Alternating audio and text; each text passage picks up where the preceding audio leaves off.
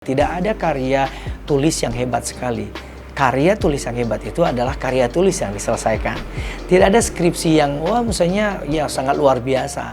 Tidak ada tesis atau disertasi yang luar biasa. Yang ada adalah skripsi, tesis, dan disertasi yang diselesaikan.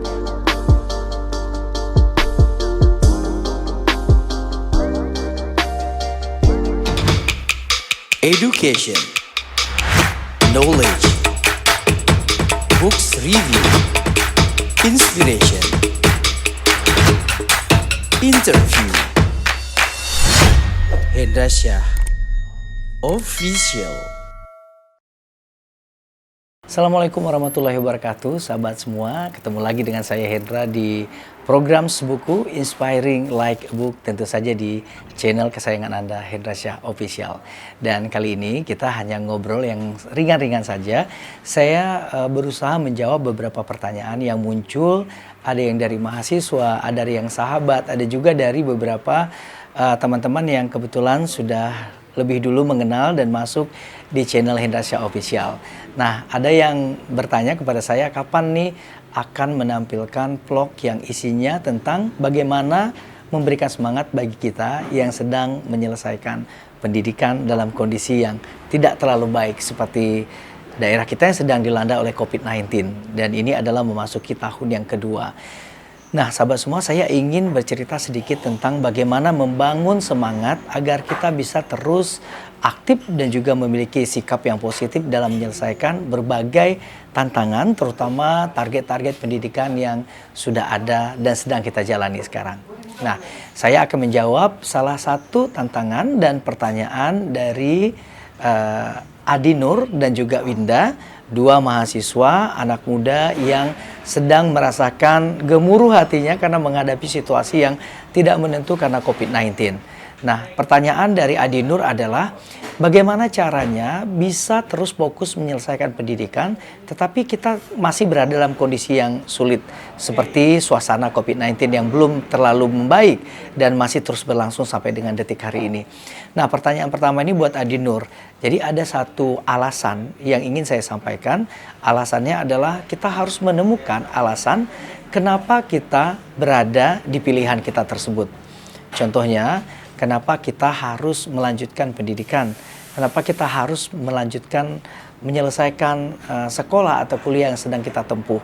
Nah, tentu saja itu tidak terkait juga dengan yang namanya motivasi dalam diri sendiri.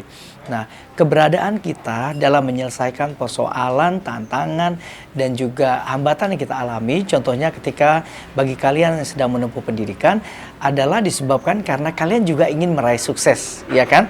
Salah satunya itu. Nah, saya memberikan beberapa tips. Tips yang pertama adalah pastikan apa yang menjadi hambatan yang sedang kita hadapi dan kita alami dalam proses yang dijalani ini. Misalnya hambatannya adalah tidak menemukan literatur yang tepat, atau tidak menemukan tema-tema yang tepat, atau sedang dihadapkan dengan persoalan-persoalan yang klasik. Contohnya seperti yang dihadapi oleh Adi Nur. Adi Nur mengatakan kepada saya bahwa persoalan yang paling berat yang dia hadapi adalah melaksanakan dua hal sekaligus dalam kondisi yang juga tidak menentu. Pertama, dia harus melanjutkan kuliah. Yang kedua, dia harus bekerja juga. Karena sebagian keuangan atau sebagian sumber keuangan orang tua sedang terhenti katanya. Sehingga dia terpaksa harus bekerja di kota, di tempat dia sedang kuliah. Dan sementara di sisi kedua dia banyak meninggalkan kesempatan-kesempatan yang harusnya dijalankan sebagai student atau sebagai mahasiswa. Nah, saya punya tipsnya. Pertama itu tadi saya mengatakan fokus ya. Yang kedua, memastikan apa yang harus kita selesaikan, tantangan apa yang harus diselesaikan. Dan yang ketiga adalah memastikan apa memang tujuan kita masih sama dengan tujuan yang sebelumnya. Contohnya seperti ini, kita semua pasti mempunyai value di dalam melakukan sesuatu. Terlepas itu kalian melanjutkan pendidikan, bekerja, atau menempuh apapun lah yang menjadi sebuah engagement, ataupun barangkali sudah menjadi appointment Anda dengan orang lain gitu. Pasti semua pilihan tuh ada konsekuensinya kan. Ada juga untung ruginya. Tapi pastikan mana yang paling dekat dengan tujuan yang sedang kita tempuh. Yang paling dekat adalah tentunya kamu dapat bekerja dengan kesempatan ada untuk bekerja dan menambah uang-uang yang harus disimpan untuk melanjutkan kuliah, dan yang kedua bergegas dan bersemangat juga untuk menyiapkan waktu dan tentu saja mengkeep semangat agar terus bisa punya semangat yang sama ketika seperti kamu menempuh kuliah, waktu kamu masuk ke bangku kuliah. Agak sulit memang dalam kondisi yang seperti ini, di mana barangkali susah menemukan jaringan internet yang baik karena berada di kampung atau di rumah. Kemudian barangkali juga susah berkomunikasi dengan dosen, barangkali yang menyelesaikan tugas saya dengan dosen pembimbing. Dan menurut saya kamu masih punya email. Jadi kamu bisa mengirimkan surat dengan panjang lebar ke email dosen kamu untuk menanyakan bagaimana kelanjutan dan bagaimana kita bisa menyikapi situasi yang seperti ini. Nah, yang keempat, pastikan memang kamu itu memiliki target. Misalnya targetnya itu adalah saya harus selesai kuliah pada semester ini, atau saya harus mencapai target nilai yang baik, atau saya harus menguasai materi yang sedang ditugaskan kepada saya. Nah, berbicara tentang target, tentu tidak semua target bisa terpenuhi, ya kan? Barangkali kalau targetnya 100, yang tercapai ada 80 atau 75. Itu saja mungkin sudah cukup baik. Tapi bagaimana terus mengeksplor yang lainnya, kemudian memberikan effort-effort yang positif pada diri sendiri, agar kita bisa mencapai tujuan yang ingin dicapai itu. Nah, tentu saja salah satunya targetnya. Targetnya juga akan tercapai dengan baik. Nah, yang kelima, bagaimana caranya agar kamu bisa memanage waktu kamu. Nah, bicara tentang manajemen waktu ini sebenarnya juga termasuk hal yang klasik. Banyak orang yang bilang kayaknya udah nggak punya waktu lagi, atau waktunya terlalu sibuk, atau saya tidak punya waktu. Sementara kita punya waktu yang sama dengan semua orang, 24 jam, 24 hours perharinya gitu. Jadi kamu tinggal bagaimana membuat target-target yang positif, ya. Misalnya di pagi hari menuju ke siang hari harus ngapain, siang ke sore harus ngapain, kapan waktu kamu untuk diskusi sama teman, kapan waktu kamu untuk berdiskusi dengan dosen atau dengan guru, kapan waktu kamu untuk belajar mandiri, kapan waktu kamu juga untuk merefleksikan apa-apa yang sudah kamu lakukan setiap hari, dalam setiap minggu atau setiap bulannya. Dan yang terakhir, yang keenam, pastikan apa yang kamu lakukan itu dicatat.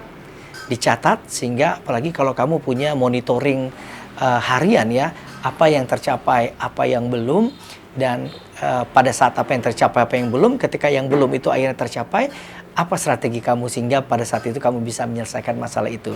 Nah, sahabat muda semuanya, perjalanan kita dalam menempuh perkuliahan sama dengan bagaimana perjalanan kita untuk menyelesaikannya, ya gitu. Dulu saya pernah ingat, guru saya pernah bilang, ya, ketika di S1, S2, dan S3, tidak ada karya tulis yang hebat sekali. Karya tulis yang hebat itu adalah karya tulis yang diselesaikan. Tidak ada skripsi yang, wah, misalnya, ya, sangat luar biasa. Tidak ada tesis atau disertasi yang luar biasa. Yang ada adalah skripsi, tesis, dan disertasi yang diselesaikan. Untuk menyelesaikannya, kita harus memiliki waktu bersama apa yang sedang kita selesaikan. Itu adalah salah satu jalan keluar bagi kalian, terutama bagi Adi Nur, ya, yang mengirimkan direct message kepada saya bagaimana caranya untuk bisa menyelesaikan kondisi-kondisi seperti ini. Nah, untuk pertanyaan yang kedua, dari penanya yang kedua adalah apa yang harus kita lakukan bila berhadapan dengan dua masalah, tapi masalah itu sama-sama harus dilakukan. Ini hampir sama dengan pertanyaan Adi Nur. Bagaimana cara menyelesaikan kuliah sementara di waktu yang sama juga mendapat tantangan atau pekerjaan. Ya, dia mengatakan bahwa pekerjaan ini adalah sebuah rezeki, ya, kata Winda kalau nggak salah saya penanya kedua. Sebuah rezeki gitu. Ya, memang benar. Mencari rezeki itu adalah tanggung jawab kita semua gitu. Tetapi memastikan tujuan kita itu hanya kita yang paling tahu. Nah, pertanyaan Winda ini juga lebih ditujukan kepada apa yang harus dia manage setiap hari agar target-target tercapai, katanya. Nah, saya ingin menyampaikan sedikit begini, Winda. Dalam setiap kehidupan kita, tentu kita punya target. Tahun kemarin targetnya beda, tahun ini targetnya beda lagi, dan tahun depan barangkali beda lagi gitu. Tapi tujuannya adalah sama, ingin mencapai keberhasilan. Untuk menuju ke situ perlu fokus, ya kan? Ada yang mengatakan pepatah, orang yang berhasil itu adalah orang yang tidak sok sibuk, atau orang yang tidak pura-pura sibuk padahal tidak sibuk, atau orang yang pura-pura bersedih padahal tidak sedang mengalami masa kesedihan, atau orang-orang yang pura-pura tidak lupa, tapi padahal dia tidak lupa gitu ya. Pura-pura lupa tapi tidak lupa. Jadi kategori-kategori itu sebenarnya adalah termasuk dalam kategori orang-orang yang tidak mengenal siapa dirinya dan apa kapasitasnya sebenarnya. Dan untuk itu kepada Winda yang saya sarankan adalah finding yourself, temukan dirimu sendiri, pastikan kamu melakukan sesuatu yang memang kamu senang. Tentu dalam mencari kerja untuk mendukung menyelesaikan kuliah, pastilah kadang-kadang orang tidak bisa memilah-milahkan mana pekerjaan yang sekedar dikerjakan atau sesuai dengan passion yang ada pada dirinya. Dan saran saya, carilah pekerjaan yang kira-kira memang kamu senang dan dapat menunjang menyelesaikan pendidikan kamu. Dan yang terakhir untuk Adinur dan Winda bersama-sama adalah pertanyaannya sama di pertanyaan yang ketiga, bagaimana halnya jika kita mendapatkan kendala berupa tidak adanya financial support. Ini mungkin terkait dengan banyaknya pekerjaan orang tua yang hilang karena COVID-19. Nah, klasik atau tidak klasik, saya ingin mengatakan bahwa langkah rezeki pertemuan maut itu sudah ditentukan Allah Subhanahu wa taala. Bahkan ketika saya menyampaikan ini pun sudah ada yang menggerakkan bahwa Allah sudah mengatur juga. Saya ingin menyampaikan narasi-narasi ini kepada Anda. Tapi saya ingin menguatkan juga bahwa di universitas itu banyak sekali disediakan juga beasiswa atau scholarship. Ada mulai dukungan untuk yang orang tuanya tidak mampu, yang terputus karena COVID atau dan lain-lain ya. Saya tidak tahu pasti nama-nama jenisnya. Dan yang pasti selain fokus dan ingin menyelesaikan masalahnya, juga harus cari tahu. Jangan sampai ingin menyelesaikan persoalan kita sendiri, kita malas mencari tahu bagaimana atmosfer yang harus kita tempuh, kemudian bagaimana jalan yang harus kita tempuh juga, di atmosfer yang seperti apa kita harus bertanya, di kondisi yang seperti apa kita harus juga berdiskusi dengan banyak orang, dan pastikan yang bisa menyelesaikan persoalan kita sejatinya adalah diri kita sendiri. Jadi sesuai dengan komitmen kamu di awal, Adinur dan Winda ketika ingin melanjutkan pendidikan dan menyelesaikan kuliah adalah ingin memberi akses yang baik kepada orang tua dan saudara katanya ya, ketika saya tanya secara pribadi agar bisa mengakses kesejahteraan dengan lebih baik. Nah, tentu saja langkah-langkah atau semangat yang kamu miliki sekarang memberikan impact yang positif buat masa depanmu di masa yang akan datang. Mudah-mudahan ini bisa memberikan inspirasi baru bagi kamu. Saya yakin bahwa jawaban yang saya berikan bukanlah jawaban yang paling baik, tapi paling tidak ini berdasarkan experience atau pengalaman saya ketika menghadapi masa sulit pada saat melanjutkan pendidikan pada saat itu.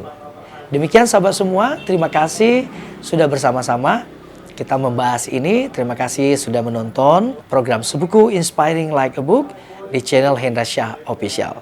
Dan terima kasih juga kepada KP Pustaka yang sudah memberikan tempat yang cukup baik untuk kita sharing tentang apapun di sini.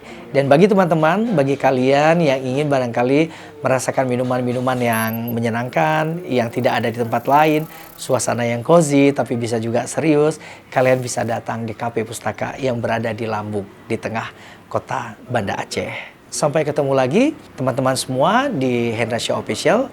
Jangan lupa like, komen, dan juga subscribe jika ternyata konten ini memberikan manfaat buat kalian semua. Sampai ketemu lagi kapan-kapan. Assalamualaikum warahmatullahi wabarakatuh.